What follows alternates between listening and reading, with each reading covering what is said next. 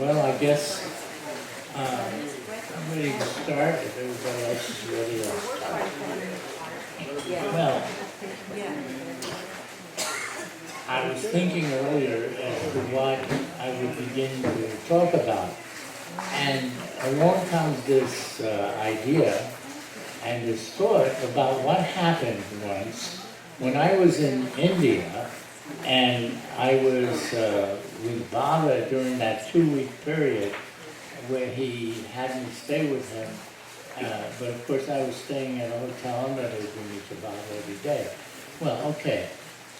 Now on this particular day, one of the instructions that Baba gave me was, and also to Meherji, which was a very close disciple of Baba, was that he should take me every day to a different place and to meet different people in his family and such like that. So he took me to his house. And in his house, his wife prepared a very nice meal and, everything was very pleasant. And then all of a sudden I got the idea to tell him about a memorization. It's not exactly a trick because it's not really a trick here. But I was able to memorize, if you were to take 10 items and you have 1, 2, 3, 4, up to 10, and you gave me a name like a chair or a house or a sky or whatever, and I would be able to tell you what number it was that the sky is or the chair, whichever it is, or I could reverse it and tell you what the name of the what number, if you just said, well, what was number chair? I could tell you it was 8 or whatever it was. So I did this for them. Oh, this was very impressive. They really liked that, to see. I did it so perfectly. So what happens? Now here's what happens. The next day, I see Meherji is whispering into Baba's ear. He's whispering into the ear. And then Baba begins to look at me. He's listening, and he's looking, and listening, and looking. And I know, of course, something's up. Something's going to happen here. So when Meherji is finished, Baba turns to me and he said, "You did this for Meherji. Now do it for me. Do it for me." And my mind was not at all on this thing, memorizing anything. I was so spaced out from that because I was focusing so much on Baba himself. But what can I do? So I thought, well, fine, I'll just do the best I can. I'll do the best. So they start. And Eric starts saying, all right, number 1 is a chair. Number 2 is a couch. Number 3 is a table. Number 4 is a gym. Number 6, all kinds of different objects. And, I'm listening and I'm trying to do what I do. And then comes time and he says, now what was the number for the chair? What was the number for the house? What was the number for the table? Yeah. And I'm trying to answer these numbers, and after all is said and done, I must have gotten maybe a half of them, correct? The other half, I would just say, well, what's the next one? What's the next one? I couldn't think. And Baba is sitting there listening to this, and so are the others, maybe 15 or so people in the room. And I thought, boy, I did a really bad job. This is really not very good. I couldn't remember it. And so what happened? As soon as I finished, Baba starts to clap, and everybody is applauding, and I practically got a standing ovation, and I couldn't believe that this was such a bad job on my part, and still but you know what it was? And I thought about it later. The fact that I did what Baba said, in spite of the fact that I was in no condition to do it, that's what he liked. That's what he liked. He liked that you did what he tried. Even if you failed, you did it, and that was the success. And what else could they be applauding for? I don't know. There was nothing else to applaud for. So that was incident. And now this was preluded by a different thing that happened. I think it was the day before. And what happened was that I'm sitting there with the others, and Bob is sitting in his chair, and I start to get this thought that I should sing a song. Baba wants me to sing a song. Sing a song. It was all in my head, he wasn't saying this. And it kept going so strong and strong, and I thought that the only song I knew was this Teenage Caveman song. A really bad song, It just wasn't suitable for this type of place. And I kept saying in my mind, no. And still this was going on, and finally it was no. So, and Baba never said anything, he never outwardly said anything. It was all in my head. Well, that's when the next day, instead of a song, we did this memorization thing, because that's what happened at Nerji's place. I did it so perfectly there, but for Baba, I didn't do hardly well. And I think it just was the substitute for what he wanted me to sing. Later on, due to my dad, who was telling Baba that I was a singer, why aren't I singing? So Baba, and that's when Baba had me write the music. Took 25 of the lyrics that Francis Bradazon had written in the book Letters to People Sing. And he wanted me to put music to that. So when I did, then one of the songs was titled My Song. And my father made a record of that, of me singing my song, and sent it to Baba. And I thought, it wasn't really all that great. But Baba, when he got it, he said he liked my voice, but I should continue to sing. He wanted me to practice to continue singing. And that was the thing that occurred, that little episode, which reminds me of something that has nothing to do with that.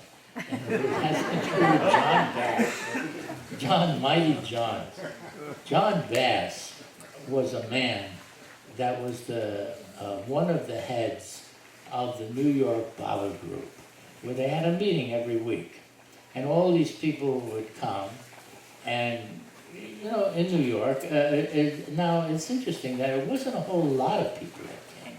It was maybe out of the whole New York, about 15, 25, 30 people at the most that would come to this meeting.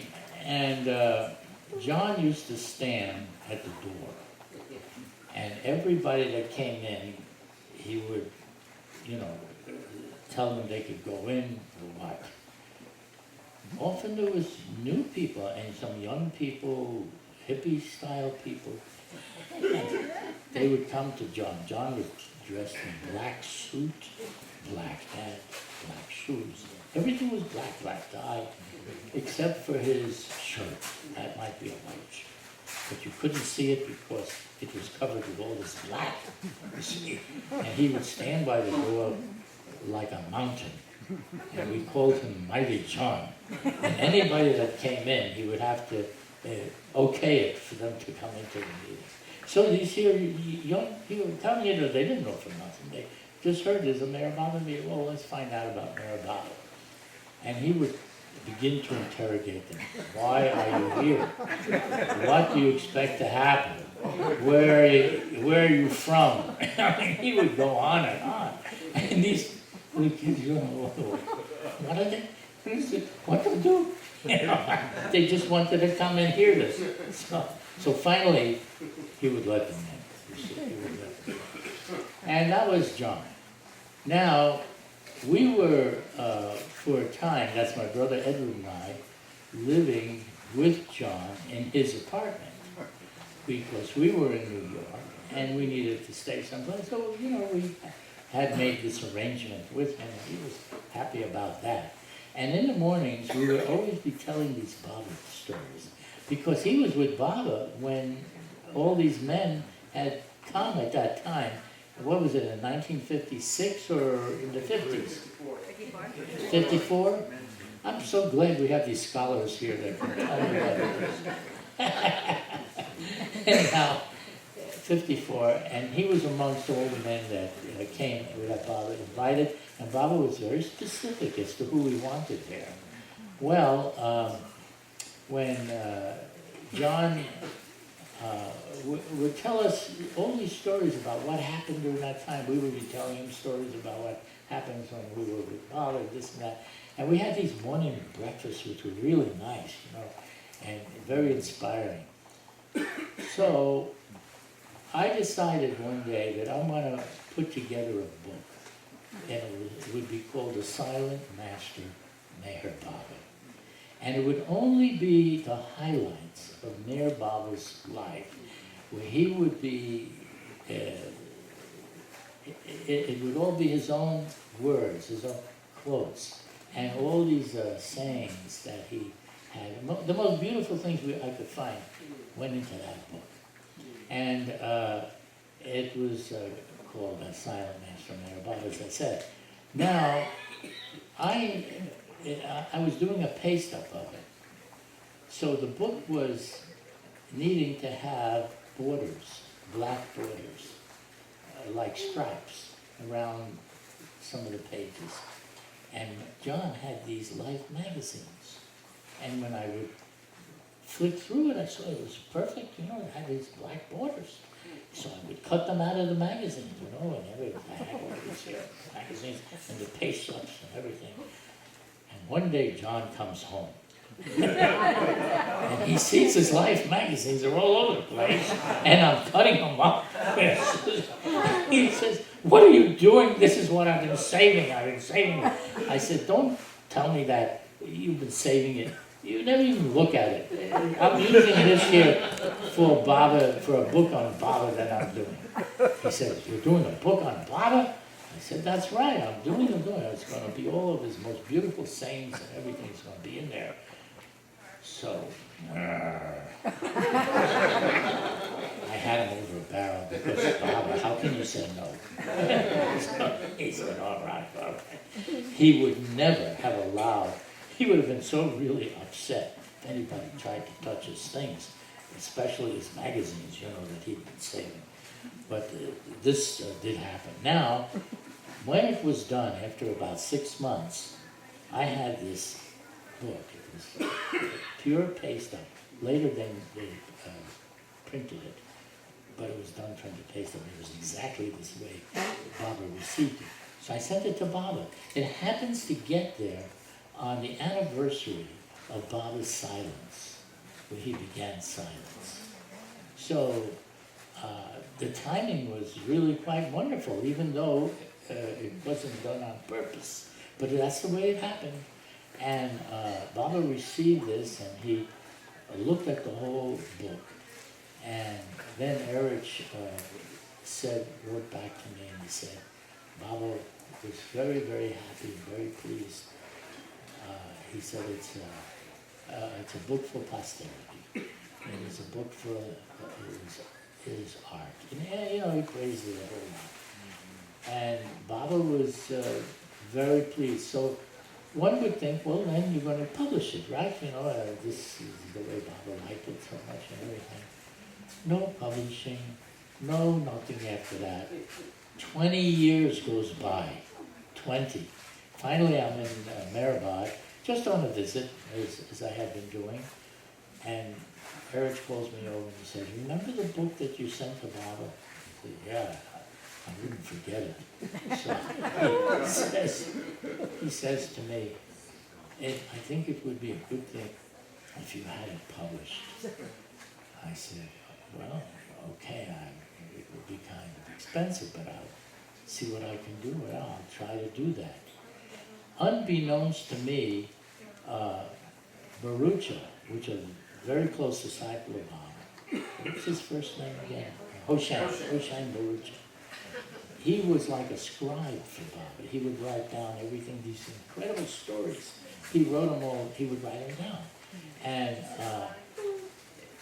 later, when it came time to publish this book, I find out from, I think it was from Barucha himself, that he said, Baba said that if you needed any help or any money or anything, that you should come to me.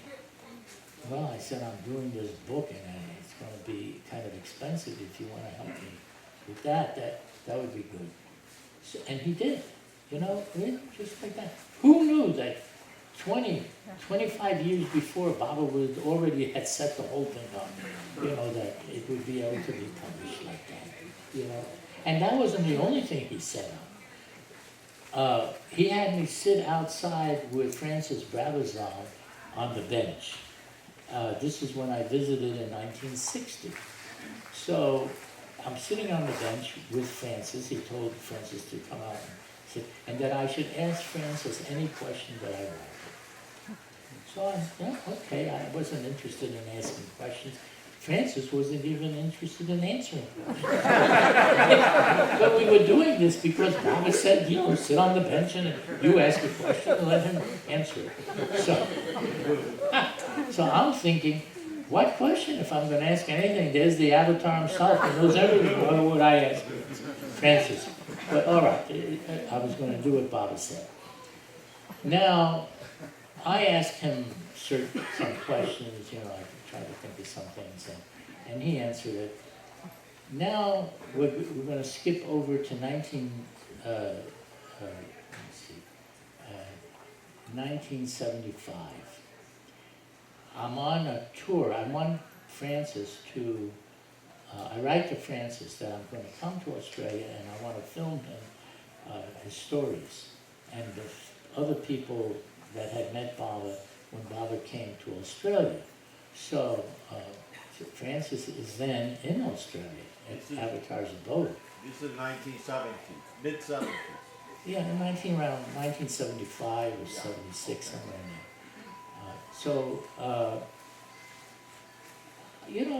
Francis says no. I'm not going to answer any questions. I wrote to him.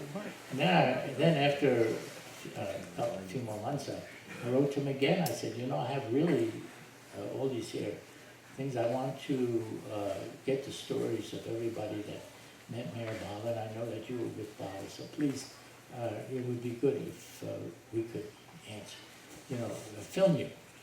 And he says, writes back, no, we don't do this. I'm not doing it. I don't know why he doesn't want to do it at that time. So then I decided, the heck with it. After 6 months goes by, I said, I got to do this now. And I'm going to go to Australia. Whoever wants to talk, and those who don't want to talk don't have to talk. It was an open book for me. Whoever wanted to be filmed and tell their stories with the avatar, fine. So I come now to Avatar's abode, and I'm with 2 women that are helping me as part of my film team. And one of them, Martha Tillerman, she was so anxious to go to Australia someday. And she wanted to meet Francis. Oh, she was really so inspired and so energized for that. And then there was this other lady, Anne, who also wanted to come, but not like Roger. Now, I'm in Avatar's abode. It happens to be Christmas. So all the people from Australia, the Baba lovers, are coming to Avatar's abode to celebrate the Christmas. And Martha walks out first from our car. Now we've come to and there's Francis coming out. And I'm thinking, who knows what this man, he's a tough Australian. In spite of whatever, it's just the way he is, he was like that, he was very clear about what he wanted. So, okay, so she comes out, and I'm waiting to see what's going to happen. And he just embraces her, welcomes her, fine. And Anne comes out, and he does the same way, and says, well, we're gonna see what happens when I show up. I'm here, but I had previously written to him. Before I came, I wrote to him saying that now I'm coming. You see, I didn't ask question if it was all right to film you. It was, now I'm coming, I'm gonna film whoever wants to be filmed. So, telling their story. So Francis is there, and I come out, and now he looks at me, I look at him, and he is all happiness, and he welcomes me.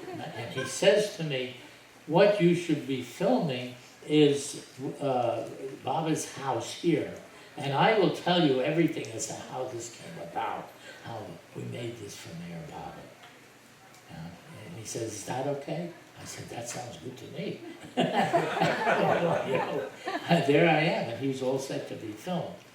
But the thing that I didn't mention is that I had also, in my letter, when I wrote to him that final time, I said, you know, if you remember, Baba had said that we should both sit outside and I should ask you questions and that you should answer them.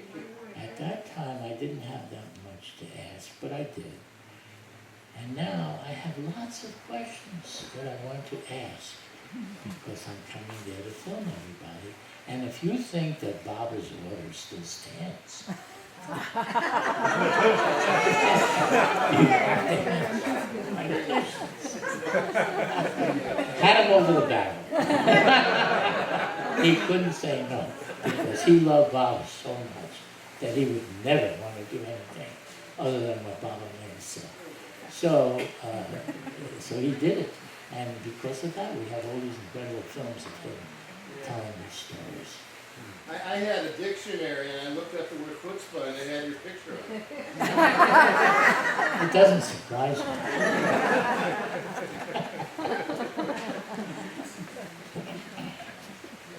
Irwin, you mentioned on Friday night again yesterday that you wanted to hold off talking about the East-West gathering.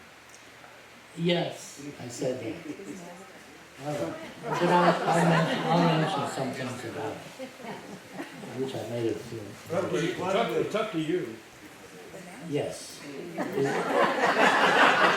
He agrees it's up to me, okay. All right, but I'll do that. Let me see. Irving, may I ask a question? You sure, go ahead. Did you interview the old women, May Lundqvist, the Swedish Baba lover that met Baba 5 or 6 times, May Lundqvist, the tall Swedish woman? She had great You know, we interviewed so many people, I see. it's hard for me to They all remember the met Baba, names right? Yeah. of everybody, especially if I'm not in touch with the people afterwards. There's a lot of Indian people, there's a lot of others. I just can't remember their names because it was just that one time that we did that. We were very, it was very nice, you know, we went to people's homes. We didn't have to stay in hotels or anything. Our expenses for doing the film trips was limited basically to buying the film, getting whatever equipment we needed, because all the people that joined the team to go and film them were very happy to do so, and they would pay their own way. So what would otherwise cost an incredible amount of money, you know, because when you do film work and you have to stay in hotels and you have to set things up differently, it's very expensive. But for us, we did it on a shoestring.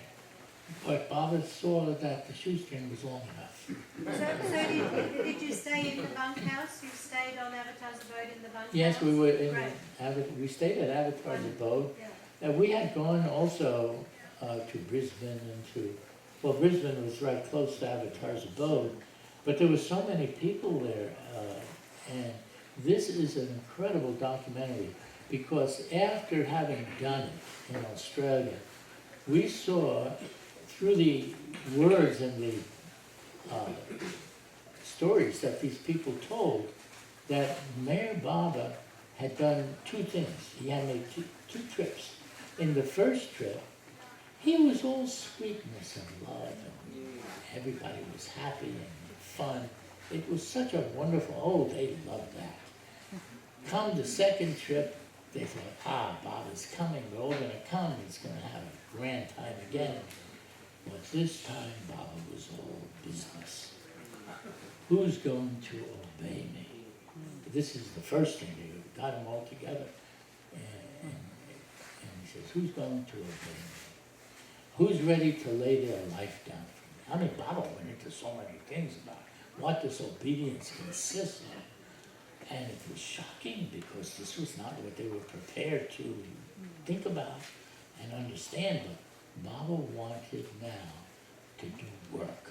He wanted to do his work, to bring it out to them, to not just the people of the world, but to the people that were with him, that they had to understand what love, obedience, and surrender is.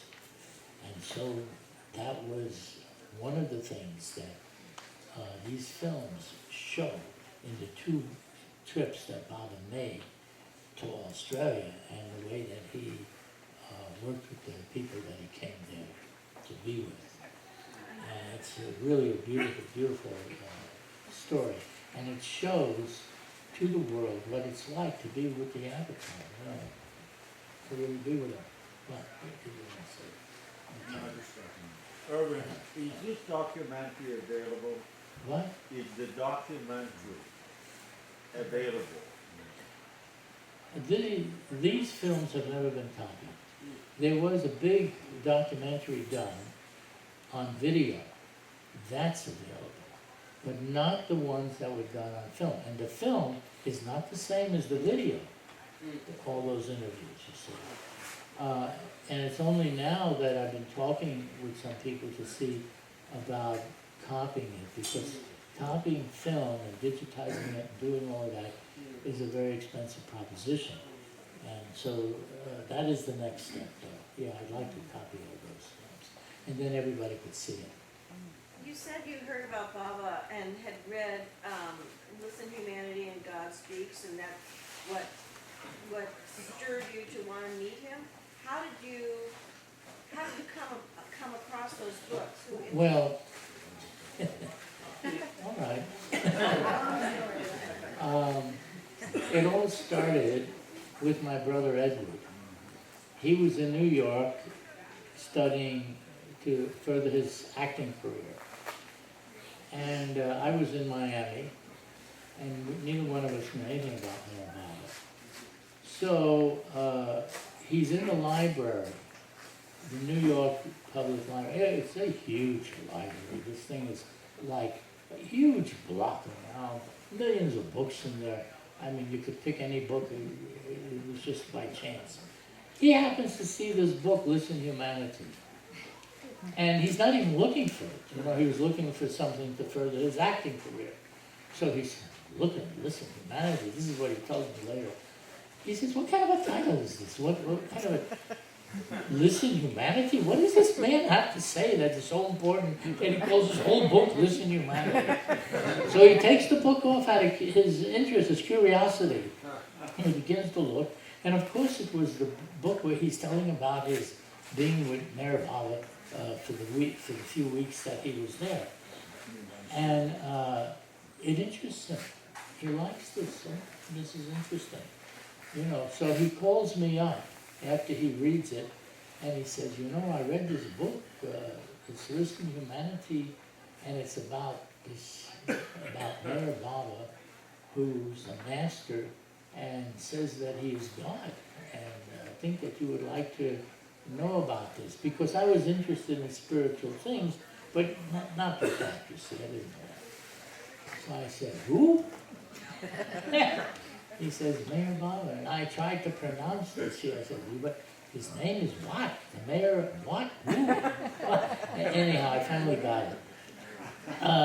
But I had no real interest in it, because I was being inwardly guided for a few years. That's a whole other subject about what happened during those days. And I didn't think I needed any master. I didn't even know what a master was, really, much about that. So I sort of left it off at that. In a few weeks, he comes back to Miami, and there's the people that he was driving back with are going now back to New York.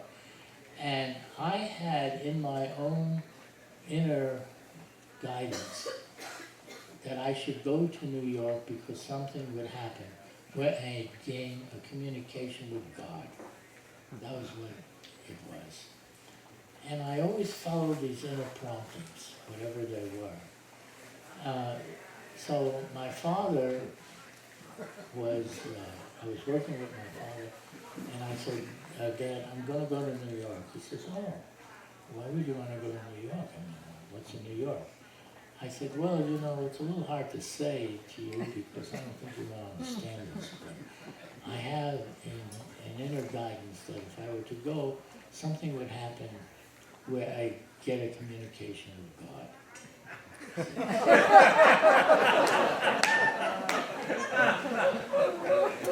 He says to me, why do these things always have to happen to me?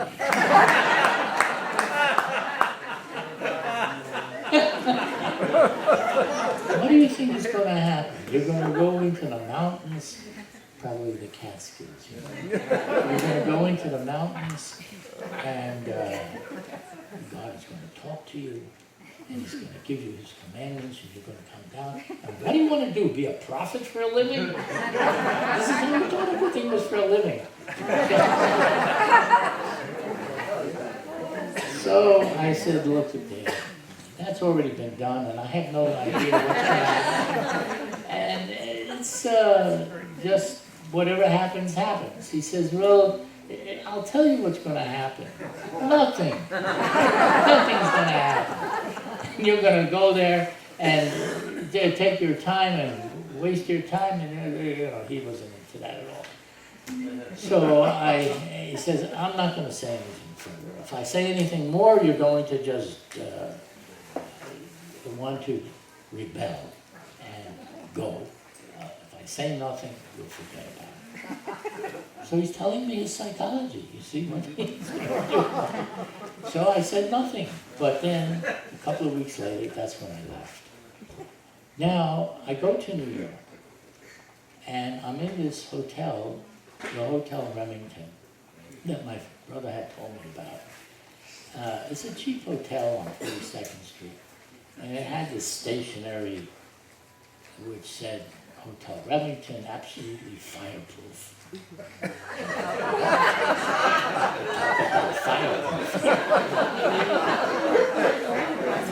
So it didn't matter. It was a cheap hotel. So I was there.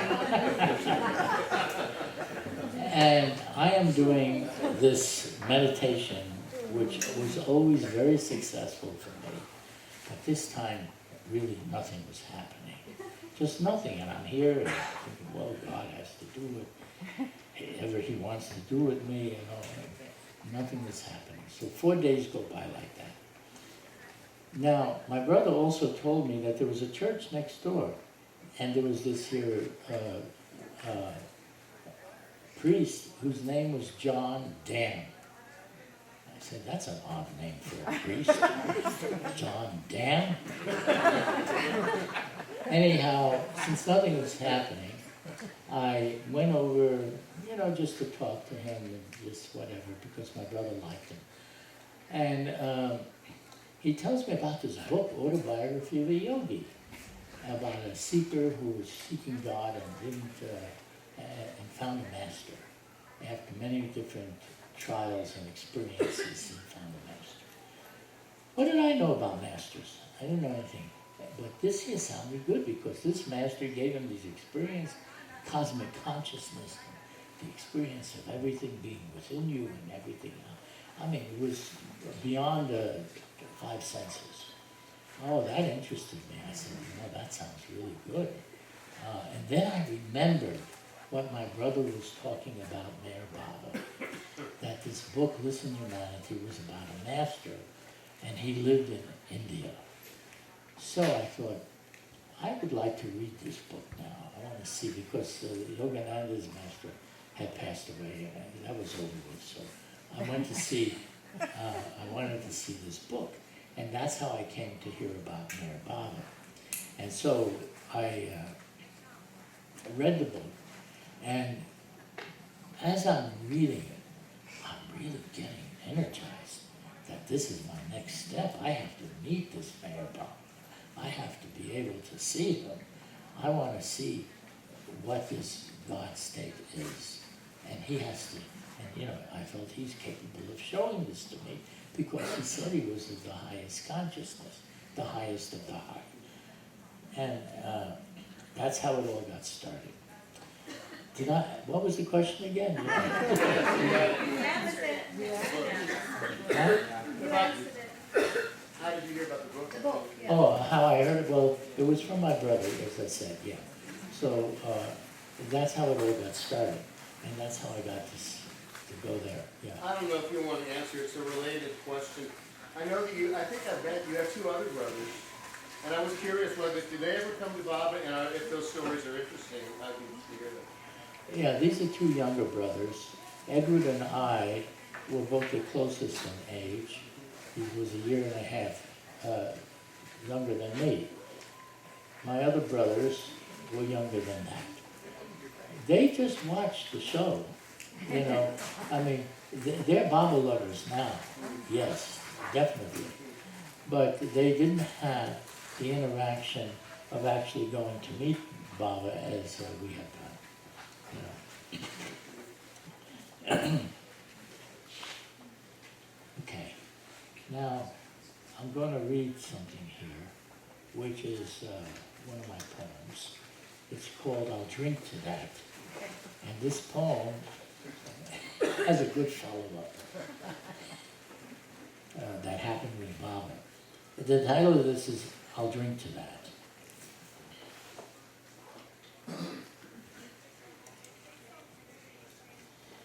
It could have been 1,000,000 years ago that I heard about the tavern. It has been a long search to find this place. Books have been written about it. Songs have been sung of it. People have whispered about it. Masters have kept it a secret. No one would tell me where it is. Still, I searched. Then one day, unexpectedly, I met you. You asked me for a box of chocolates. You said, you're giving me chocolates now. One day, I will give you divine wine. I was so intrigued that I began to follow you everywhere. Finally, someone knew something about this tavern, where everyone speaks in song, where laughter is the norm, and where the wine of love never stops flowing. A place where everyone is intoxicated with unearthly joys. In this place, the fountain of ecstasy is always gushing out. Just when I thought there was no more of this magic brew, the tavern master pours another round. I take flight into new realms that makes me fly on currents of bliss that are like the waves of the ocean. Together we fly and sing love songs that only this intoxicating brew can inspire. This tavern is where I live now. I searched for this tavern for ages. But when I met you, the tavern came to me. I now know truth is not in words, but only in your heavenly brew. I'll drink to that.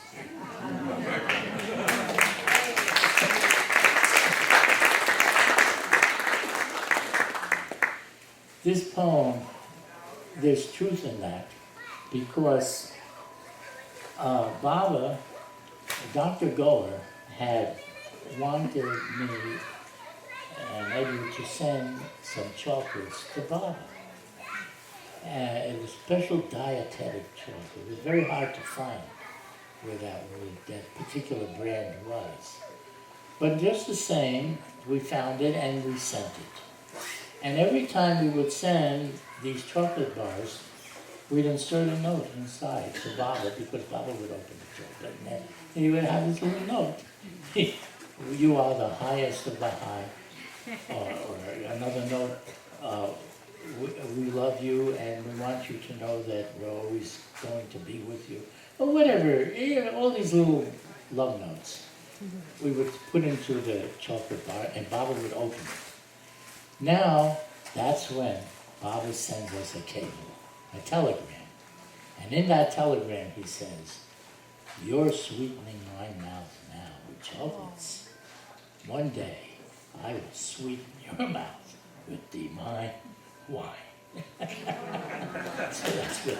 So what I'm saying to everybody is stay close, because when the wine starts to get poured, they don't ask questions as to who's there. They just pour it, you see. And then you have that special intoxication of the bliss of God. Yeah. Irwin, could you talk more about when you heard that Baba dropped the body? I was going to talk about Baba's dropping the body tomorrow, because it's the last day that I'm going to be talking. And that is a unique time, because it was the only time that I came to see Baba where he was not living, but rather we could see him in the tomb, in the crypt. Oh, there's quite a tale about what happened there. I'll save that one for tomorrow. Today, I do have some other stories here, which I try to write down a few topics so I can tell you what it is. Now, this year, I'm going to talk to you about the East-West Gathering. During the East-West Gathering, you see, this was a special time. Baba had invited all of the people, whoever wanted to come, of his lovers. Mind you, 3 days would be for his lovers. The 4th day would be for the public. Anybody could come, you see, to see him. Now, Baba wanted to bring the East and the West together, because he said that, because he gave us to understand that the time was never right before for this kind of a gathering and bringing the East and West together, until that time when he asked for it to occur in 1962. That's when that was. So naturally, my brother Edward and I wanted to go. And here again, my father steps into the picture. People seem to like to hear about my father. He steps into the picture because I had already earned enough money, and I had it in the bank, to not only pay for where Edward and myself could go, but we could even help others. We were going to help quite a few others to go that didn't have enough money to go. So one of the Baba lovers in Miami at the time writes to Baba that this is happening and tells my father about it. And my father freaks out. He says, "What? You're going to waste your money again and make another trip to India? You're going to try and help these here drifters," you call them drifters, that they're going to go and they don't have no money to go, and you're going to help them too? He says, and he was really so mad. So he writes to Baba that, "Baba, these two are stealing my money again. They're two crooks. You shouldn't have them. You should excommunicate them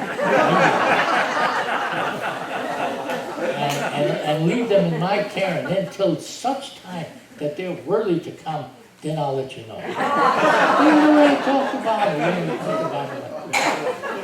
And he say, they don't listen to anyone except you. It's like you push a button and they do it.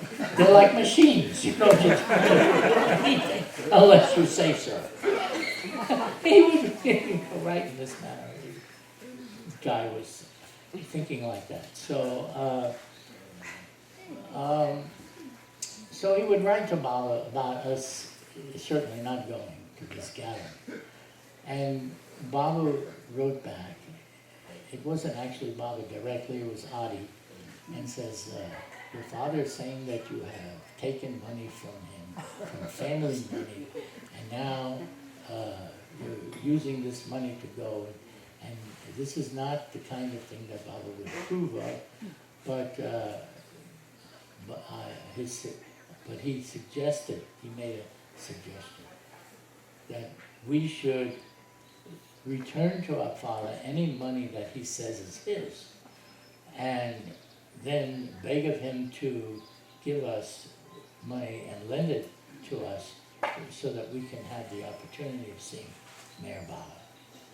So that was his compromising suggestion. So the letter comes, and when the letter comes, I show it to my dad, sitting there in his chair. And I said, letter came from Adi. So he reads it, and he says, so now what are you going to do about it? He's a very practical man. What now? So I said, well, I'm going to do whatever it says. I'm going to give you whatever you want. You have to understand, I was never going to give him a cent. Nothing. Because it was my money, man. I wanted to go and do this here. This is what I wanted to do. Now, I'm telling him that I'm going to give him whatever he wants. Because this is what Adi has suggested. I felt that Baba was behind that, of course. But it was Adi that wrote that. You see, Baba knows how to handle everybody, including my dad. So he was very gentle about it. So I said to him, that's what I'm going to do. I'll just give you whatever you want. He says, you're going to give me anything any amount that I want? I said, that's right. How much do you want? He said, I want it all. I said, so you don't think I earned anything the whole time I was working with you? He says, that was never the point. It's not. It's my own money. No, it's not the point. You are not in your right mind. You can't be expected to spend money in the proper manner. So, all of it. So I said, okay, all of it. When I said okay to him, he looked at me and he said, this has got to be a trick. Some kind of a trick.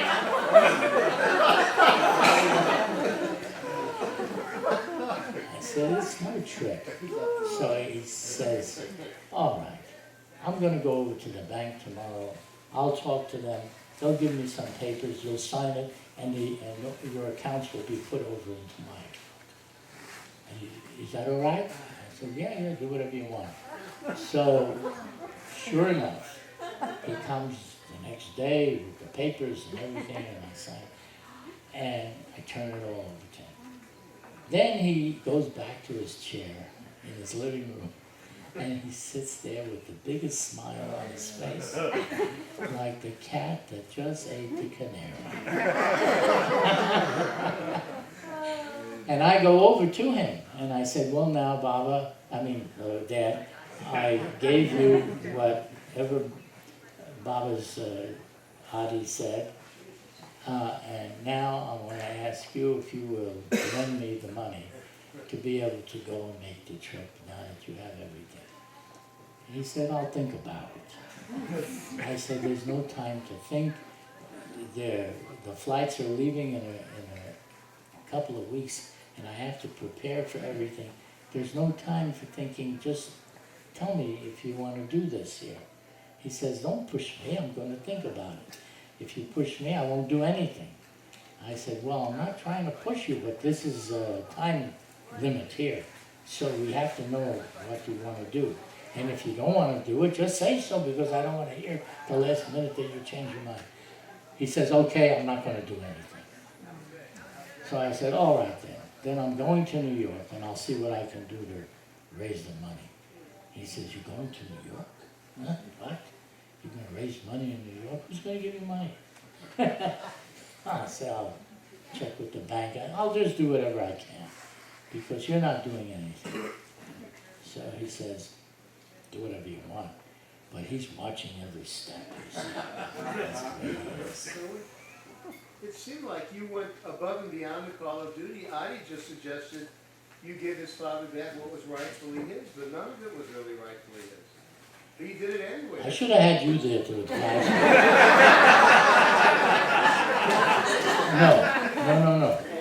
I decided that this here, whatever Adi said, Baba must be behind it. Yeah. And if this was what was wanted, that was going to be. I'm going to do it like that. What you're saying is not invalid, but But you you know. felt more was behind what I Yeah, absolutely. I felt that, you know, do it like this. And I wasn't worried about it. I just said, okay, you know, this is what Baba says, do it. You know, through Adi, that is. And so, okay, now I take off for New York, you see. And I go to New York and I go into American Express. I had an American Express card. And I never used it. I had no credit with them, nothing, you know, it was just a card. So I go in and I say, I want to go to India. I want to go to Bombay, round trip. And she says, oh, I'll have to call up and make sure that your credit could cover this. So she calls up, and then next thing I know, she says, when do you want to leave? Oh, this is great. But wait a minute. Now I need 2 tickets. One is not enough. Because Baba wanted both of us to come together when we come. So I said, actually, there's 2 of us going, so you'll just make 2 tickets. She said, I'll have to check again with the credit. And she calls up and she says, sorry, but only 1 ticket will be credited. And I'm thinking, geez, what am I going to do? 1 ticket is, you know, I can't go with 1 ticket. But I said, all right, give me 1 ticket. Maybe I'll find a way of getting another. And there was no way coming up. Now, it's 2 weeks, and I had to have them, the tickets to go, you know, the money to buy the tickets. What happens? All of a sudden, it turns out that Phil Collins, which I'm now introducing into the story, came to hear about Baba on Silence Day because I was in the Air Force at the time, and he was in the Air Force, and Baba had given orders to be silent. So I told my sergeant the day before that I'm going to be silent. And he said, then how will you do whatever you do, your duties? I said, I'll do everything, but I won't say anything. And I thought about, oh, that doesn't sound so bad. Okay. Next day, I don't have that sergeant. I have KP instead. There's a different sergeant. And I had no time to talk to him. So all the guys are lined up, you know, for the day's duty. And the guy sitting there is taking roll call. He says name, and the guy says his name. Next, his name, the guy says his name. Goes to each one like that. Name, and you say your name. Comes my turn. Name, and I slip him a piece of paper. He doesn't even look up. He just looks at the paper. It has my name on it. This is different. I don't know what to make of this. Practically read his mind. What are they doing? What is this? What's going on? But the name was there. So he writes the name down. Next name. And so I go. They give me a mop and they give me a pail of water and they say mop the floor. So I'm mopping away and I'm feeling like, you know, I'm doing this for Baba, like it's maybe his place, you know, I'm doing it. And I'm doing it energetically. Along comes Phil Collins. He don't know anything about me or Baba. He comes up to me. He says, why are you mopping? He says, what are you doing? I say, I'm mopping the floor. He says, you have a sign on your back that you're not talking. I'm thinking, what sign? I didn't put no sign on my back. He's saying that though. So why aren't you talking? So I write down, for spiritual reasons. He says, oh, okay. Will you be able to talk tomorrow?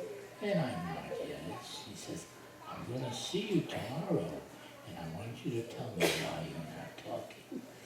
This is, only one out of all the men that comes over to me gets that curiosity. Oh, okay. Next day he shows up. Are you talking? So yes, I can talk. And he said, you weren't talking yesterday? No, I wasn't. I said, why is this? I'm following a master. His name is Meherana, and he is silent, and he gave instruction not to speak. So I'm not speaking. He said, well, there's nothing in the Jewish religion that says you can't speak. I said, this is not the Jewish religion. This is the master, the avatar. So he says, oh, who is he? What is he? I said, well, he has universal consciousness, and he works through the universal mind. I don't know why I even said it. And he says, oh, you know, I just read a book about the universal mind. I am so interested in the universal mind. Read me something of Meherana. So I had a few pamphlets, you know.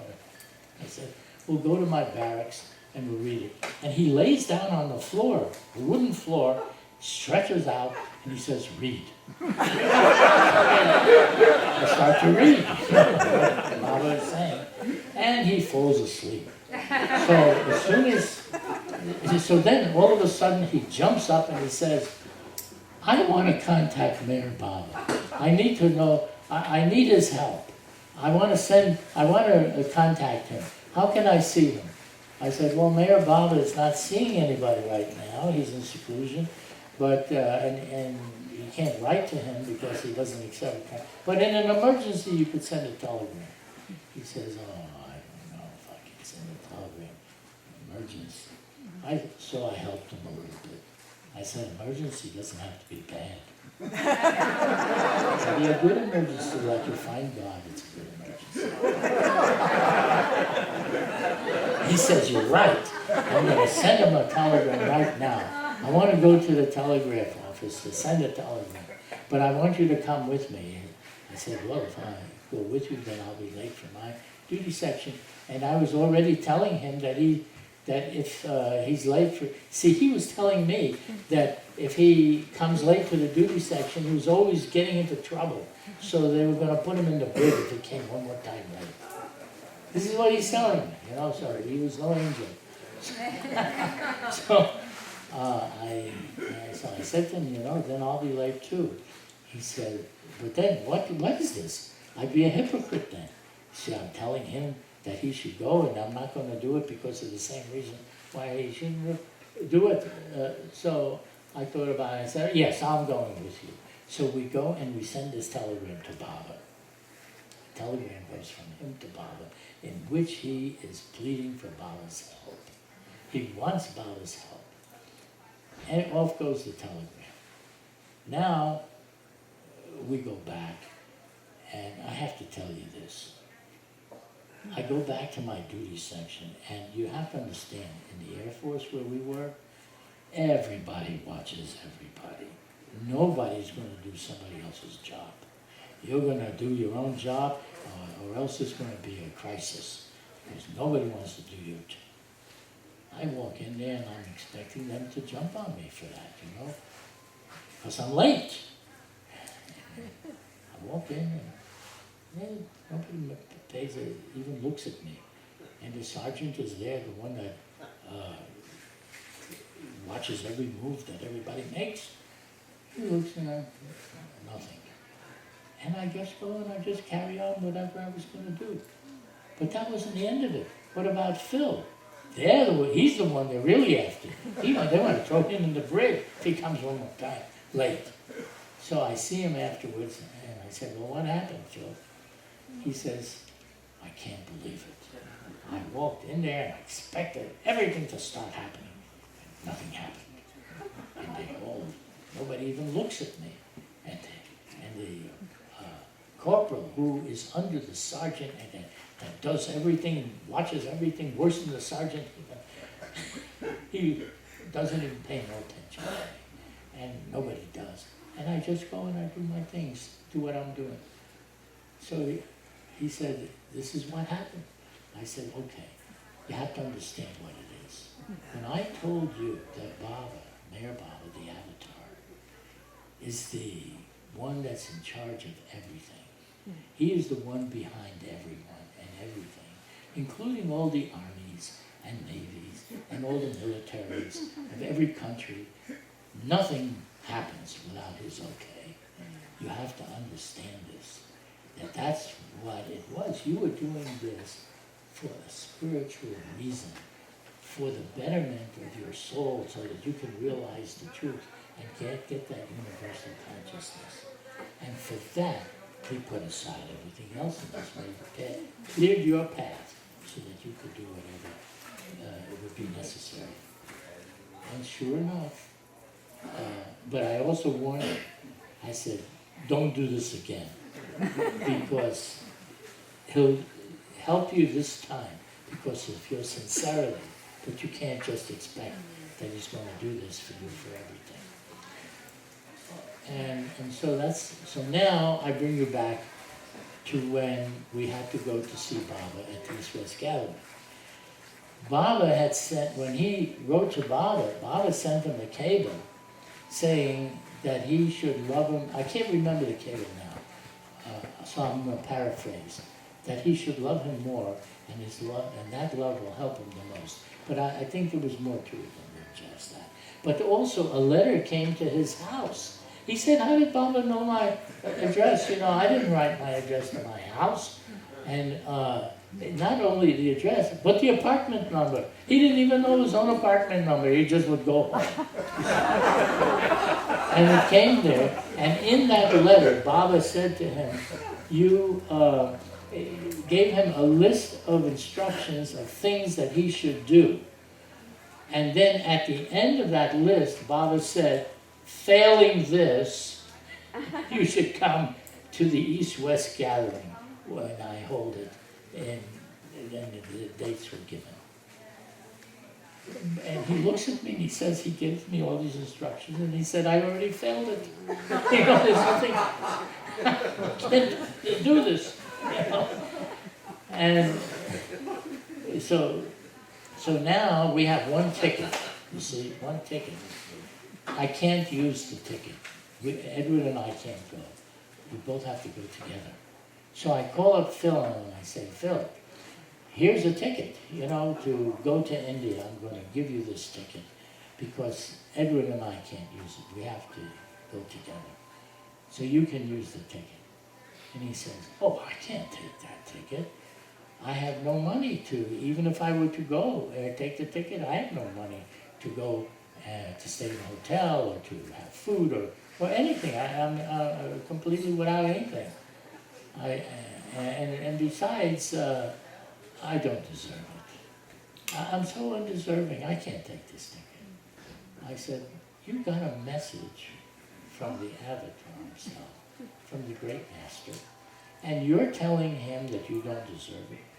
Well, who are you to tell him that you don't deserve it? He didn't ask you whether you deserve it. He didn't ask you how good you are. He just said, you come. That's it. You come, and you let him, he'll take care of the rest. So he said, you mean even if I don't deserve it? I said, absolutely. He didn't ask for you to deserve it. You can go. He says, I'll take the ticket, but then he said, but I have no money. So I said, don't you have something that you could sell? You know, if you go, don't you have something you could sell? He says, what do I have? I don't have anything. So I remember something. I said, why don't you sell Baby? He said, sell Baby? I never thought to sell Baby. Now, Baby was his car. He loved that car. He put every penny that he ever had to go into the car. And that's why he called it Baby. She was like a baby, a woman's baby. Does everything for the baby. So he said, sell Baby? I said, well, you could do that and it would give you enough money for your expenses. He said, oh, I think for Mayor Baba, I will sell the baby. I will sell the baby.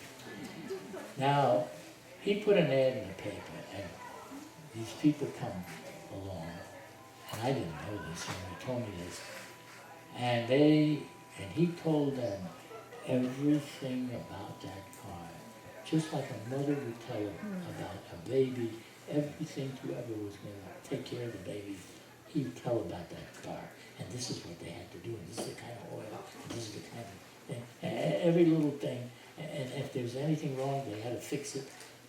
And these people, the two people, they said, okay, we'll do it. And so they paid for the car, and he had money to go. And so now Phil was able to go.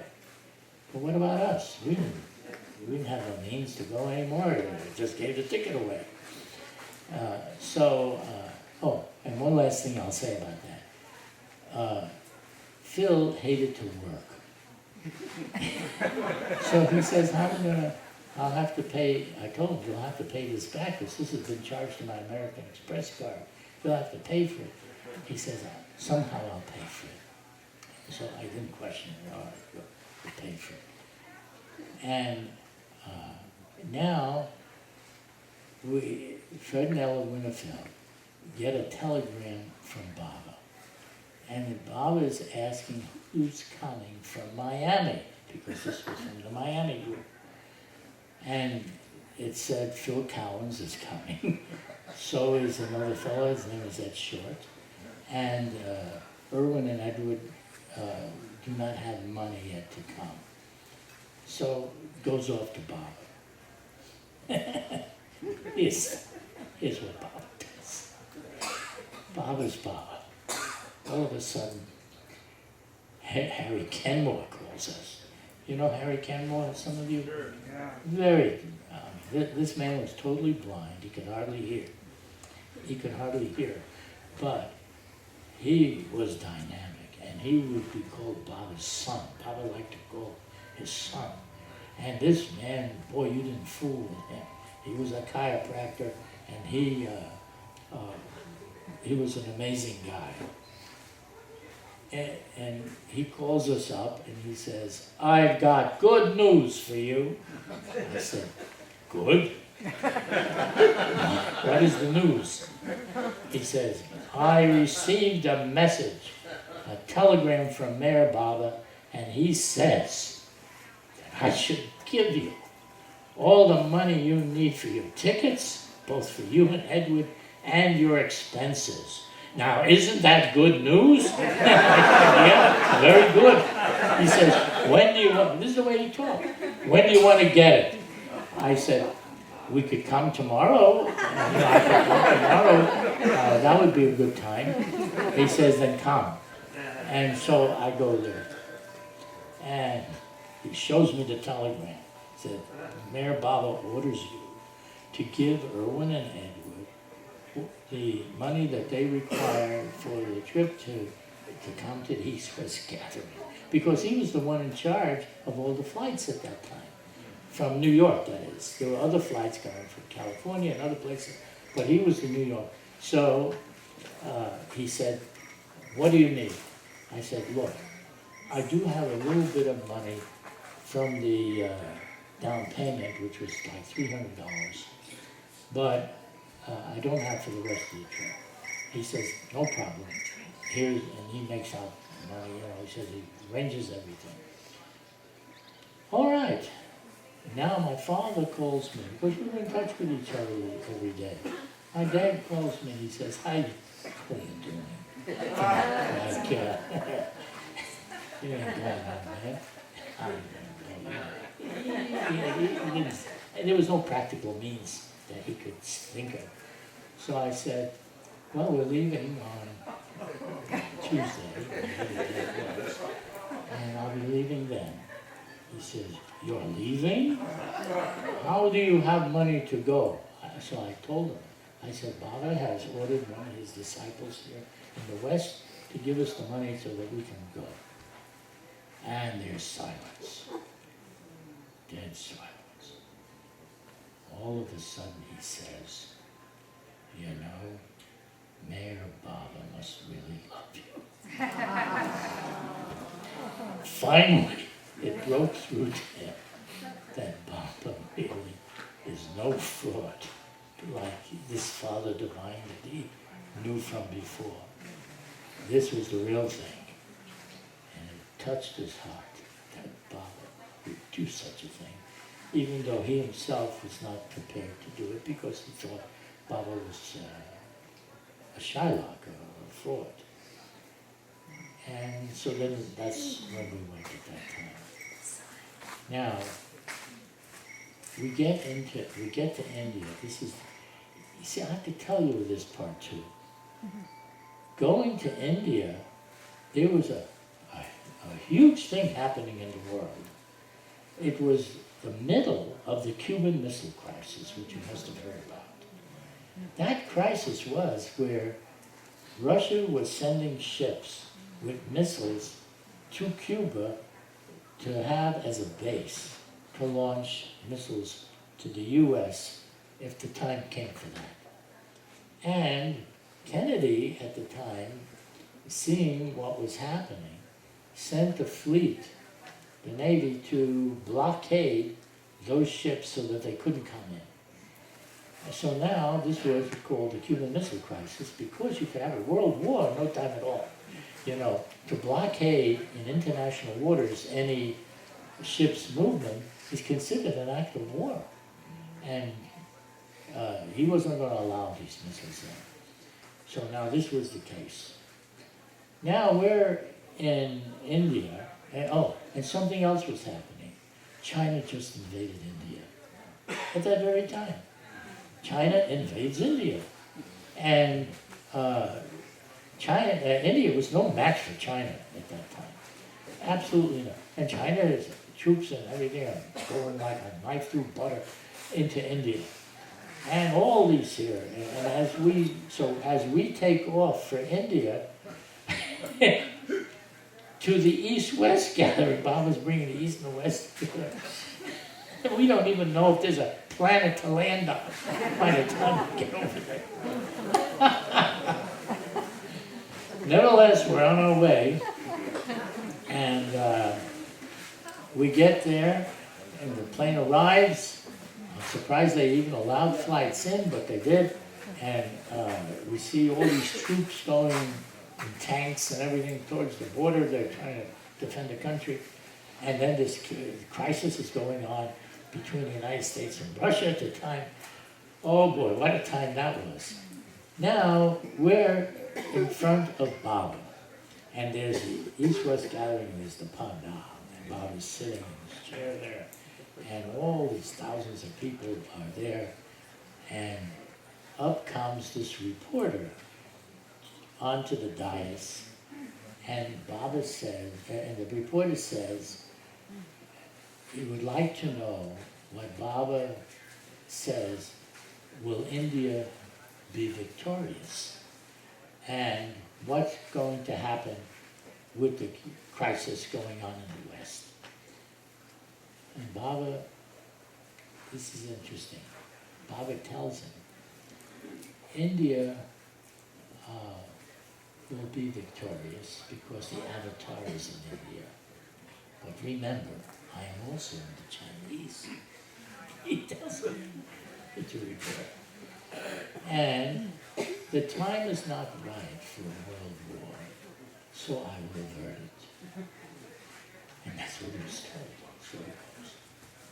The next thing we know, in the next few days, there is no war. All of a sudden, for whatever reasons, Russia pulls its ships back, the US pulls back its ships, and there's not going to be anything happening there. China, at the same time, all of a sudden decides to leave. Why does it? You invaded a country, for God's sake, so how are you leaving?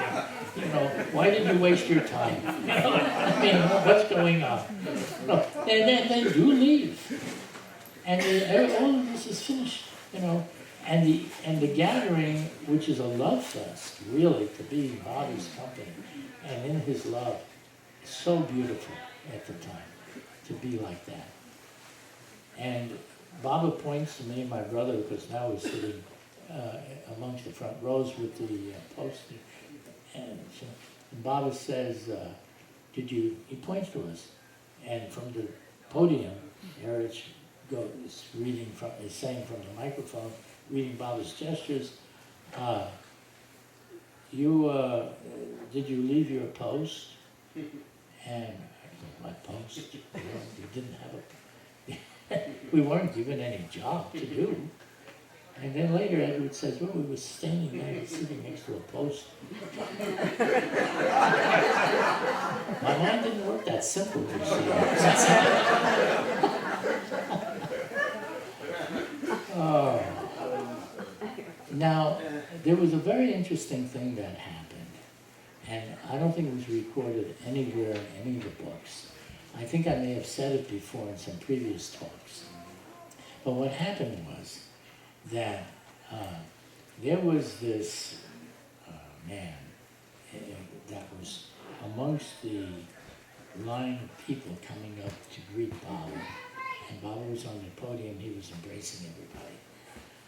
And this man comes up, and Baba just stops everything. The man goes off. Baba just stops the proceedings. And he says, if I wanted to, I could give God realization to any one of you coming up before me. And you would have that inner transformation, but when you walk away, nobody else would know because there would be no outer sight. It would be just something that you would experience, the infinite state of your being. And then Baba said, now to continue. And I'm thinking to myself, my goodness, what if this just happened? I don't think Baba was just saying idly something, that this is what could be. No. He didn't do like that. Things happen, and he may say it, but he's not wanting everybody to get all excited over it, so he just says it like that, and it passes. And I bet that actually did happen. And it shows that when you're ready, when your time is right, when your sanskaric house is ready to be opened up so that you can realize the beauty and the truth and the love and the bliss of your being, then it happens now. And he has to do something to make it possible. And I think that's what happened. No, that's just my opinion. The thing that I want to also tell you about this is that Baba was very careful in how he would treat people. His timing was always so excellent. Things happen just at the right moment. Not before, not after, but at the right moment that it would mean the most to your heart and to your soul. And that's the way that's what I saw. Now, there was something else that I wanted to tell you, which I can't remember everything that I want to say. Okay, here goes. This is the Cuban Missile Crisis. Let's see.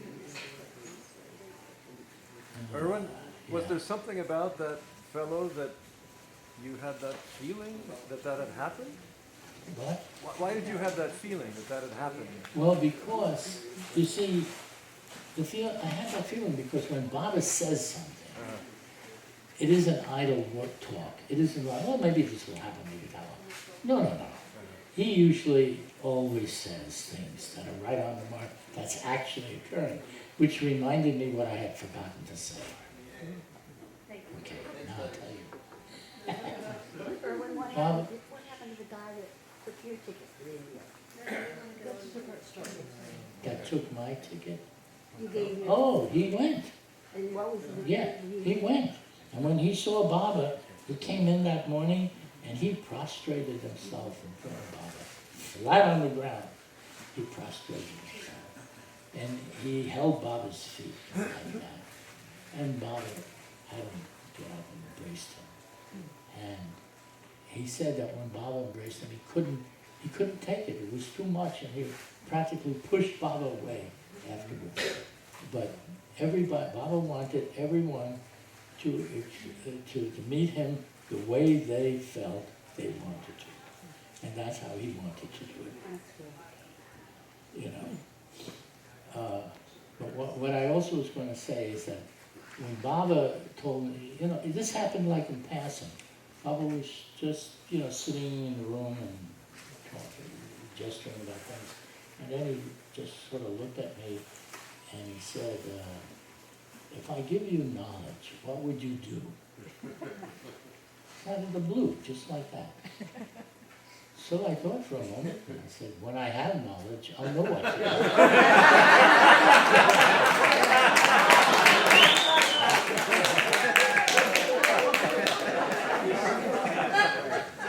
But that still wasn't the 100% answer. And I'll tell you why. Because when I thought about it later, it isn't that you have not. You can know what to do, that's the best thing. But will you do it? Ah, you see, what will you do? Will you do it or not? He didn't say it like that, will you do it? But anyhow, you have to be ready to do what you know, not just to know and not do. So that's what I feel about it. Another time, and this also happened sort of in passing, you were sent to me by another master. Who, when, where, what, I have no idea. But what it struck me like, when you come to Baba, he looks at your history. He looks, why are you here? Who sent you? What context did you have? What was your past lives that brought you, that you had done such things to earn the right to come to an avatar? There are so many saints and yogis and other people, spiritual beings, to go to. But no, you came to the avatar. So he looks at that. And then, now these are my impressions, okay? Baba didn't say that. But what he did say is you were sent to me by another master. So I can't say that I know about that. But I've had some very significant dreams. And a dream is a dream. One dream was where it was before I was born. And I was just a young fellow, a teenager.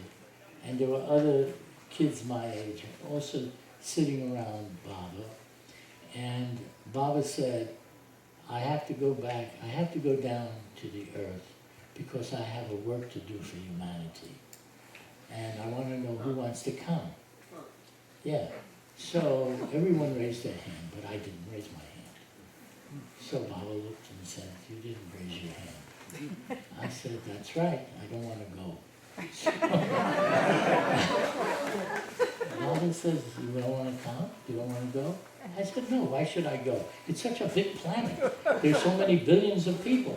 I don't even know where you are or where anything is. I'm going to be there someplace and nobody will, I'll never even see where you are, who you are. I won't know anything. And my mind will be a blank. You come in with a blank mind. So Baba said, oh, okay. I'll make sure that you come and see me. Yeah, like that. And it was a dream, but it actually did work out where I came to see you. So take that for whatever it's worth. Now, we still have time, or how am I doing with that? 10 minutes. 10 minutes. There's a poem that I wrote that's very significant, and if anybody wants to comment on it afterwards, please do. It's called The Dreamer.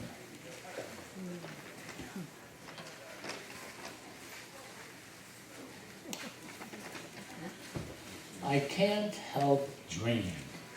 It is something I do a lot. I'm a born dreamer. I'm doing the same thing the big dreamer does. It is said life is a dream. But whose dream? Not mine. I didn't invent this. I was born into it.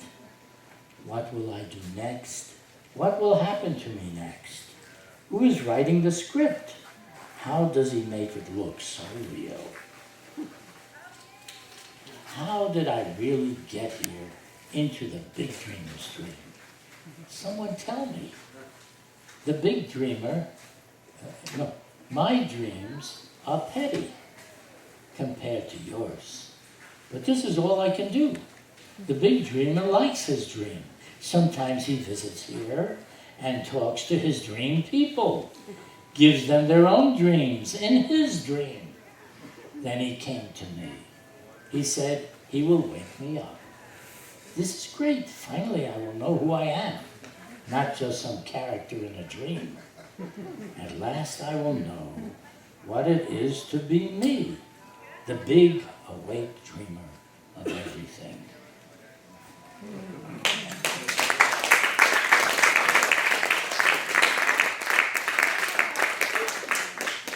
Irwin, what was the other dream that you had about Baba? The other dream, you mentioned 2 dreams. Oh.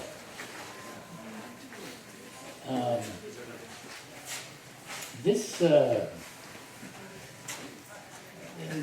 was really a lengthy, it was a lengthy dream. Most of my dreams are not that lengthy. But anyhow, this was after Baba dropped his body. And this dream occurred. And I was so much desiring to see Baba. Baba, I had heard, it even said that he was always alive somewhere in the world, in a physical body, even after his advent. I had heard that, sort of like a minor incarnation. Well, anyhow, this was the dream that I had. I'm walking on the road with Edward, and we're walking past a house that looks like the house on the center, similar to the house on the center that is Baba's house in Myrtle Beach Center. And there's a big picture window that you can look through. And as we're walking past the house, we see all this party going on and hearing all this joyful sounds and things. And we look through the window, and there's Baba, embracing this one and that one through the window. So Ed and I said, gee, we didn't know Baba's having this party. We're going to go and we'll go inside. You know, we weren't invited. Maybe we'll just go inside and just take a look and see what's happening. So we do. We go inside, and we're standing in the back of the room. And suddenly Baba turns around and he looks at us and he motions for us to come over. So we come over. And Baba embraces us and things. And he says, how are things? Where were you? Where were you all along? I said, Baba, we didn't even know that you were here. So how can we know, to come? And Baba says, well, I want to tell you that things will be difficult for you. So I said, oh, well, will you help us? Will you help me? He says, yes, I will help you. I mean, he said so joyfully, yes, I will help you. And then suddenly the whole scene changes. And we're in a huge room. I mean, it is huge. And there's water. And there's this barge that's sitting on the water. And it is a huge barge, very heavy barge. And there's this rope that comes to where we are and to hold the barge in place. And Baba is there and he says, get the rope and make sure this barge does not drift to touch the back wall. And this was like, it's like taking the rope from a battleship and trying to hold it. How do you expect to be able to move that thing? I didn't question it. I just grabbed the rope, and it was a big round rope, and like that. And the barge slows down and comes to a stop. And Baba's very happy, very, very happy. And he says, very good, you did good. And then the whole scene changes again. And this time, there's this dog. And this dog has teeth that are gnashing like this. And it's gnashing teeth. And it looks like a small dog, but with this big head with all this gnashing teeth. And it comes running from a distance over to where I am, like it's going to really grab me and eat me or bite me, do something. And it's the kind of thing that you would be afraid and you would want to run away. But before I start to run away, I think, wait a minute. This is Baba coming. I'm not going to run.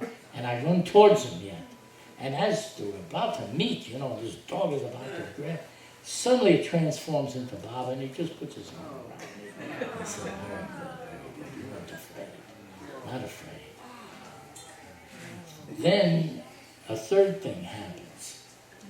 Again, the transformation occurs and the room changes. And there's all this music in this here, dancing, and people are dancing. And Baba comes over to me, but now he looks like this very pretty girl. So it's just perfect for me, you know? I just thought, oh, such a pretty girl like that. And he says, would you like to dance? And we start to do this incredible dancing, you know?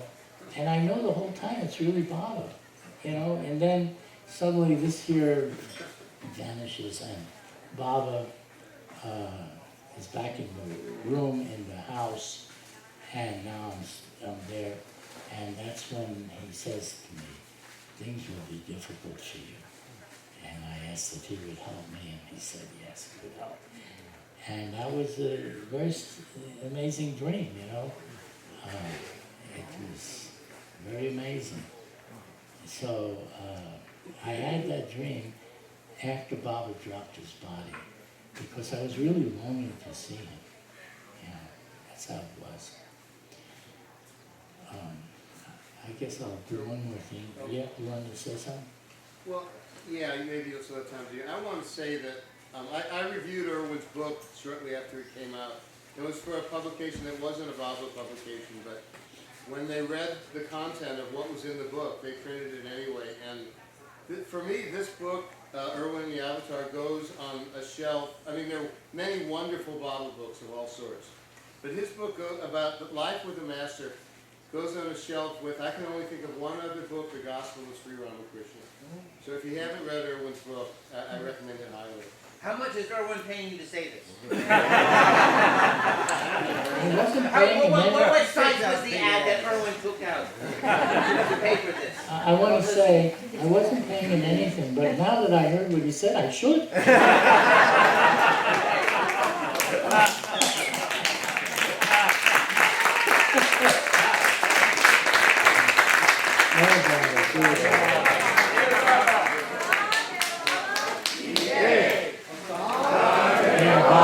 DJ.